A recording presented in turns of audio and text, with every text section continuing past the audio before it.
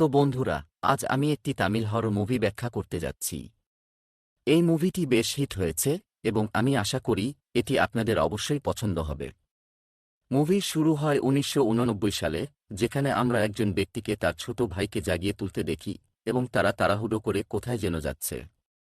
তাদের পথে একটি রহস্যময় মহিলা দেখা যায়, যে বড় ভাইকে টেনে নিয়ে যায়। এটি দেখে ছোট ভাই ফয়জাল খুব ভয় পায় এবং পরের মুহূর্তেই কেউ তাকেও টেনে নিয়ে যায়। এখন আমরা একটি মেয়েকে দেখি, যে ঘটনাটি দেখে দৌড়ে তার মীর চাচার কাছে যায় এবং তাকে সেই দুই ভাই সম্পর্কে জানায়। তারা তাড়াহুড়ো করে সেই দুই ভাইকে বাঁচাতে বেরিয়ে পড়ে এবং পথে মীর চাচার উপর একটি গাছ পড়ে যায়, যার ফলে তার পায়ে আঘাত লাগে এবং মেয়েটির একটি চোখ নষ্ট হয়ে যায়। এখন আমরা সেই মহিলাকে দেখি, যে সেই দুই ভাইকে ধরে রেখেছিল এবং সেখানে আরও একজন মহিলা ছিল। সেই মহিলা একটি জায়গায় বসে কালো জাদু করছিল এবং তার সাথে একজন পুরুষও ছিল। এরপর দৃশ্যটি ১৯৯৯ সালে হায়দ্রাবাদে স্থানান্তরিত হয়। এখানে আমরা বাসে মীর চাচা, ছোট মেয়েটি এবং একজন মানুষকে গল্প বলতে দেখি। মীর চাচার কাছে একটি চাকু ছিল এবং মেয়েটির কাছে একটি পবিত্র চাদর ছিল। তারা কিছু লোকের সাথে হায়দ্রাবাদের একটি বাড়িতে যায়। ভিতরে যাওয়ার জন্য তারা সবাই অনেক সাহস দেখায়। ভিতরে যাওয়ার পর সেই সব লোকেরা রক্তবমি করতে শুরু করে এবং তারা মারা যায়। এখন আমরা একজন পুলিশকে আসতে দেখি। এখানের দৃশ্য দেখে পুলিশের হুঁশ উড়ে যায়। সেখানে অনেক লাশ ছিল এবং সেই মেয়েটির লাশও গাছে ঝুলন্ত অবস্থায় পাওয়া যায়। এখন গল্পটি বর্তমান সময় ২০২২ সালে আসে। এরপর আমরা গোপী নামের একজন সফটওয়্যার ইঞ্জিনিয়ারকে দেখি, যে তার বন্ধু নাজিয়ার বাড়িতে একটি ইঁদুর ধরতে এসেছে। এখন আমরা নাজিয়ার মা নীলমকে দেখি, যে অনেক আগে আব্দুল নামের একজন ব্যক্তির সাথে বিবাহবিচ্ছেদ করেছে এবং এখন তিনি তার মেয়ের একাই যত্ন নেন। পেশায় তিনি একজন স্কুল শিক্ষক এবং কম বেতনের কারণে তার বাড়ির ভাড়া, বিল অনেক কিছু বাকি থাকে, যার কারণে সে খুব হতাশ থাকে, কিন্তু তিনি তার মেয়ের সামনে কখনও তা প্রকাশ করে না। গোপী নীলমকে সাহায্য করে এবং তারা একে অপরের সাথে পরিবারের সদস্যদের মতো হয়ে যায়। এখন আমরা গোপীকে তার অফিসে দেখি, যেখানে সে তার কলিগ মিনিকে খুব পছন্দ করে, কিন্তু সে তাকে বলতে পারে না। একদিন সে তাকে ডেটের জন্য জিজ্ঞাসা করে এবং মিনিও রাজি হয়। তারপর আমরা আব্দুলকে দেখি, যে জোর করে নীলম থেকে টাকা নেয়।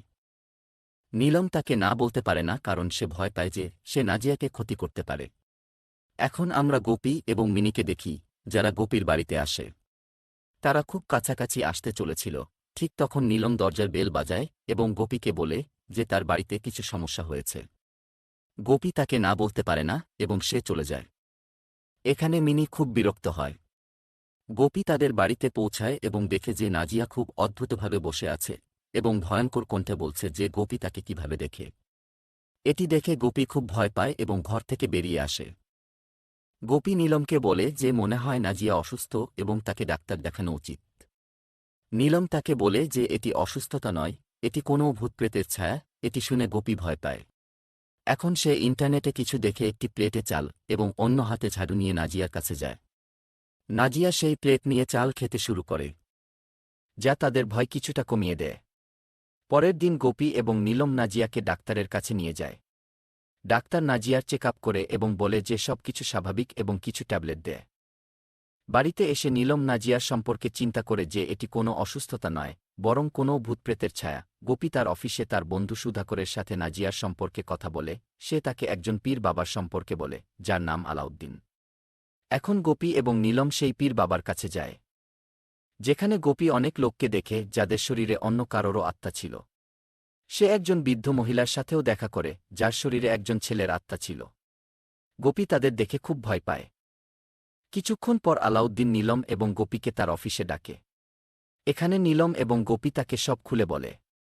আলাউদ্দিন বুঝতে পেরেছিল নাজিয়ার কি হয়েছে এবং তাকে একটি তাবিজ দেয় নাজিয়ার হাতে বাঁধার জন্য। নীলম বাড়ি গিয়ে তার হাতে তাবিজ বেঁধে দেয়। নীলম যখন চোখ খুলল, তখন সে নাজিয়াকে অদ্ভুতভাবে দাঁড়িয়ে থাকতে দেখে। পরের দিন আমরা নাজিয়াকে স্কুলে দেখি, যেখানে মীর চাচা নজর রাখছিলেন। মীর চাচা নাজিয়ার কাছে গিয়ে তার হাত ধরেন এবং তাকে সেই ফ্ল্যাশব্যাক দেখান যা তার সাথে ঘটেছিল। কেন এমন হয়েছিল তা আমরা পরে জানতে পারব। তিনি সেখান থেকে বেরিয়ে আসেন এবং পথে তার রক্তবমি হতে থাকে এবং তার সাথে একটি দুর্ঘটনাও ঘটে। পরের দিন নাজিয়া স্কুলে যায়। সে খুবই চিন্তিত ছিল, কারণ সে বুঝতে পারছে না যে তার সাথে যা ঘটছে তা ঠিক নয়। নাজিয়ার সাথে একজন শিক্ষক কথা বলতে আসে এবং কথা বলতে বলতে নাজিয়ার নাক থেকে রক্ত বের হতে থাকে। সে অজ্ঞান হয়ে যায়।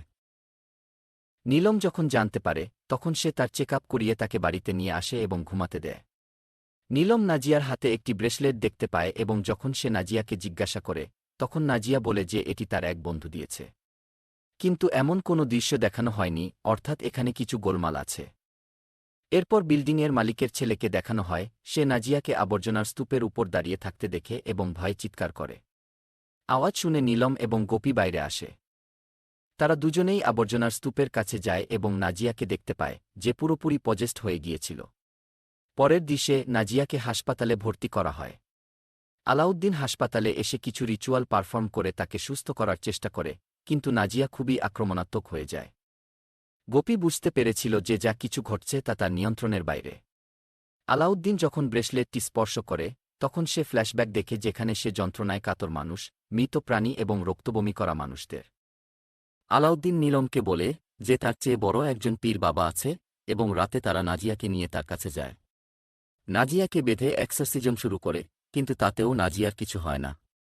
যে তাকে পজেস্ট করেছে সে খুব শক্তিশালী এবং এই জিনিসগুলি তার উপর কোনো প্রভাব ফেলছিল না, বরং সে তাদের দেখে হাসতে থাকে। পীর বাবা নীলমকে বলে যে তাদের একটি অকাল্ট রিচুয়াল করতে হবে এবং এর জন্য নাজিয়ার দুইজন নিকট আত্মীয় প্রয়োজন। একজন তো সে নিজেই, আরেকজন তার স্বামী আব্দুল, যে একজন খারাপ লোক ছিল এবং নীলম জানত যে সে আসবে না। অন্যদিকে মিনি গোপীকে কল করে কারণ তাদের গোয়া যাওয়ার প্ল্যান ছিল, কিন্তু গোপীর মনোযোগ নাজিয়ার উপর ছিল তাই সে কিছু অজুহাত দিয়ে তাকে মানা করে দেয়, ফলে মিনি খুব রাগ করে। পীর বাবা নাজিয়ার বাড়িতে গিয়ে তার রুম চেক করতে থাকে এবং তখনই সে একটি নাম দেখতে পায়, যা ছিল মাসুদা। এরপর তারা বাড়ির পিছনের দিকে একটি পরিত্যক্ত জায়গা দেখতে পায় যেখানে কেউ আসা যাওয়া করত না। সেখানে গিয়ে তারা মাসুদার ছায়া দেখতে পায়, যা দেখে তারা সব কিছু বুঝতে পারে। পীর বাবা গোপীকে বলে যে তাকে এই বাড়ির ইতিহাস সম্পর্কে জানতে হবে। গোপী প্রপার্টি ডিলারকে ঘুষ দিয়ে এই বাড়ির ইতিহাস সম্পর্কে জানতে পারে এবং এটি সেই বাড়ি ছিল যেখানে 1999 সালে মাসুদা সবাইকে হত্যা করেছিল। অর্থাৎ শুরুতে আমরা যে কালো জাদু করা মহিলাকে দেখেছিলাম তার নাম ছিল মাসুদা এবং পরে তাকেও হত্যা করা হয়েছিল। পীর বাবা নীলমকে বলে যে তাকে ব্রেসলেট সম্পর্কে জানতে হবে। নীলম জিজ্ঞাসা করে যে এটিকে দিয়েছে, কিন্তু নাজিয়া বলে যে এটি সে তার বন্ধুর কাছ থেকে পেয়েছে। কিন্তু নীলম জানে যে এটি মিথ্যা কথা, কারণ নাজিয়া এটি একটি পরিত্যক্ত জায়গা থেকে পেয়েছিল। একদিন গোপী নাজিয়ার সাথে দেখা করতে আসে এবং দেখে যে সে পজেস্ট হয়েছে। নাজিয়া তাকে বলে কেন সে তার সম্পর্কে খোঁজ নিচ্ছে এবং তাকে ছেড়ে দিতে বলে। নাজিয়া গোপীকে ছুরি দিয়ে আক্রমণ করে, যার ফলে তার হাতে কাটা লাগে। পরের দিন সুধাকর গোপীর বাড়িতে আসে এবং তাকে বলে কেন সে বারবার নীলমের জন্য চিন্তিত হয় এবং নিজেকে বিপদে ফেলে। কিছুটা ভয়ে নীলম সেখানে আসে, কিন্তু গোপী তাকে সাহায্য করতে অস্বীকার করে এবং বলে যে তাকে এসব থেকে দূরে রাখতে। নীলম তার অসহায়তা বুঝে চলে যায়। গোপী তাকে মানা করলেও সে নাজিয়ার জন্য চিন্তিত থাকে। অন্যদিকে নীলমও দিন দিন ভেঙে পড়ছিল। একদিকে তার মেয়ের উপর কারো ছায়া, অন্যদিকে তাকে সাহায্য করার কেউ নেই। কিছুদিন পর গোপী নীলমকে সাহায্য করতে রাজি হয়, কারণ সে তাকে এভাবে ছেড়ে দিতে পারে না। সুধাকর আবার তাকে মানা করে, কিন্তু গোপী তার কথা শোনে না। গোপী আলাউদ্দিনের সাথে কিছু আলোচনা করে এবং তারপর নাজিয়ার বাবার সাথে দেখা করতে যায়, কারণ রিচুয়ালে দুইজন নিকট আত্মীয়র প্রয়োজন ছিল। সে বলে যে নাজিয়া তার মেয়ে এবং তার জীবন বাঁচাতে হবে, কিন্তু আব্দুল বলে যে তার স্ত্রী এবং মেয়ের সাথে কোনো সম্পর্ক নাই এবং তার কিছু করার নেই। এটি শুনে গোপীর আগে চলে যায়। এরপর গোপী চিত্ত উড়ে যায় মাসুদার সম্পর্কে জানতে। এরপর সেই মেয়েকে দেখানো হয় যাকে আমরা সিনেমার শুরুতে দেখেছিলাম, যার একটি চোখ নষ্ট হয়েছিল। গোপী তাকে মাসুদার সম্পর্কে জিজ্ঞাসা করে, যার নাম শুনে সে ভয়ে তাকে বাড়ি থেকে বের করে দেয়। গোপী তাকে বলে যে একটি শিশুর জীবন বিপদে আছে এবং নার্গিস তার প্রতি দয়া করে তাকে মাসুদার সম্পর্কে সত্যি বলে। এখন এখানে এই গল্পের আসল সত্য প্রকাশ পাবে। 1989 সালের কাছাকাছি সময়ে এখানে মীর চাচা এবং তার 3 ভাই ফারদিন, ফয়সাল এবং খাজা থাকতেন। ফারদিন পড়াশোনার জন্য বাইরে চলে যায় এবং কয়েক বছর কেটে যায়। একদিন বাড়িতে কেউ মারা যায় এবং ফারদিন ফিরে আসে, কিন্তু সে একা নয়, বরং তার স্ত্রী মাসুদাও সাথে আসে। মাসুদার আসার পর থেকেই গ্রামের মানুষের অদ্ভুত ধরনের রোগ হতে শুরু করে, যেখানে তারা রক্তবমি করতে করতে মারা যেত। মীর চাচা এবং নার্গিস জানতে পারে যে মাসুদা একজন কালো জাদু করা ডাইনি এবং সে তার দেবর খাজাকেও তার প্রেমের জালে ফাঁসিয়ে নিয়েছে। যার ফলে বাড়িতে ঝগড়া শুরু হয়। মাসুদার কালো জাদুতে গ্রামের কিছু লোক তাকে সাহায্য করত। মাসুদা সেই মহিলা ছিল যাকে আমরা গল্পের শুরুতে দেখেছিলাম, যে কালো জাদু করছিল। ফারদিন এবং ফয়সাল মাসুদার সাথে জড়িত ছিল এবং তাদের ভাই খাজাও তাকে সাহায্য করছিল। মীর চাচা এবং নার্গিস যখন তাদের বাঁচাতে যাচ্ছিল, তখন তাদের দুর্ঘটনা ঘটে। অন্যদিকে মাসুদা তার কাজ শেষ করে গ্রাম ছেড়ে চলে যায়। মীর চাচা খুব রেগে গিয়েছিলেন এবং তার ভাইদের প্রতিশোধ নিতে মাসুদার খুঁজতে থাকে। মীর চাচা সেখানে একটি হুজুরের সাথে দেখা করে, যিনি তাকে একটি পবিত্র চাদর এবং একটি চাকু দেন মাসুদার উপর ব্যবহারের জন্য। মীর চাচা নার্গিসের সাথে মাসুদার বাড়িতে যায়, যা এখন একটি ধ্বংসাবশেষে পরিণত হয়েছে, যেখানে নীলম থাকত। মীর চাচা কিছু লোককে নিয়ে যান এবং তারা মাসুদার উপর পবিত্র চাদর ফেলে। কিন্তু মাসুদা খুব শক্তিশালী ছিল এবং একে একে লোকদের হত্যা করতে শুরু করে। অবশেষে মীর চাচা তাকে একটি গাছে বেঁধে চাকু দিয়ে হত্যা করে। কিন্তু আসল শক্তি এত সহজে শেষ হয় না। যখন এটি ঘটছিল, মাসুদার ব্রেসলেট তার হাত থেকে পড়ে যায় এবং তার রক্তের একটি ফোঁটা ব্রেসলেটে পড়ে। এটি সেই ব্রেসলেট ছিল যা নাজিয়া পেয়েছিল এবং যার কারণে সে পজেস্ট হয়েছিল। মীর চাচা মাসুদাকে দাফন করেছিলেন যাতে সে আর ফিরে না আসে। কিন্তু কিছুদিন পর খাজা তার প্রেমে পড়ে তার দেহটি বের করে এবং তাকে জীবিত করার জন্য কালো জাদু করতে শুরু করে। কিন্তু সে সফল হয় না এবং নিজেই মারা যায়। মীর চাচা মাসুদা যেখানে শেষবার কালো জাদু করেছিল, সেখানে চাকু এবং চাদরটি রেখে আসে। নার্গিস গোপীকে এই দুটি জিনিস দেয় এবং সে সেগুলি নিয়ে চলে যায়। মাসুদার উপস্থিতি অনুভব করে গোপী হায়দ্রাবাদ আসে এবং নীলমের সাথে দেখা করে। নীলম তাকে দেখে খুব খুশি হয়। এরপর আসে পরীক্ষার দিন, যেখানে গোপী আব্দুলকে ঘুষ দিয়ে ডেকে আনে। গোপী এবং নীলম গল্প করতে করতে যাচ্ছিল, হঠাৎ তারা মাসুদার ছায়া দেখে এবং তাদের প্রায় দুর্ঘটনা ঘটে। গোপী এবং নীলম পীর বাবার কাছে যায়, যেখানে তিনি বলেন যে মাসুদার আত্মা এবং তার দেহকে একসাথে ধ্বংস করতে হবে। একদিকে আলাউদ্দিন এবং পীর বাবা নাজিয়ার এক্সরসিজম শুরু করেন, যেখানে তাদের সাহায্য করছিলেন নার্গিসও। অন্যদিকে গোপী এবং নীলম মাসুদার দেহ খুঁজে বের করার জন্য মাটি খুঁড়তে শুরু করে।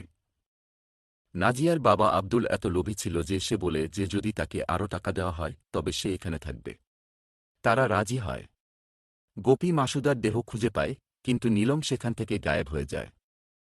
মাসুদা গোপীকে ভয় দেখাতে শুরু করে এবং বিভিন্ন জায়গায় নিয়ে যেতে থাকে, কিন্তু এটি সব তার মনের মধ্যে ঘটছিল কারণ বাস্তবে সে অজ্ঞান হয়ে গিয়েছিল।